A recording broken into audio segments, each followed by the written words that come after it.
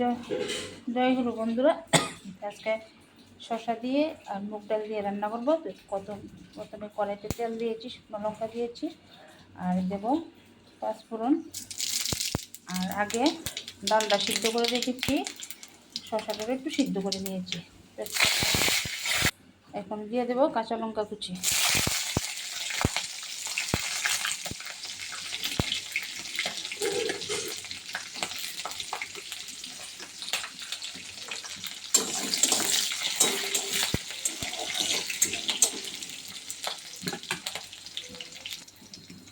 শসাটা যে হালকা সিদ্ধ করে রেখেছি, শসাটা দিয়ে দেবো। অল্প লবণ, জিরা গুঁড়ো, ধনিয়া গুঁড়ো আর হচ্ছে হলুদ গুঁড়ো। এখন দিয়ে দেবো সেদ্ধ করা ডালটা। এই দেখো শসার তরকারিটা হয়ে গিয়েছে। এখন ধনিয়া পাতা দিয়েছি, এখন নামিয়ে ফেলবো।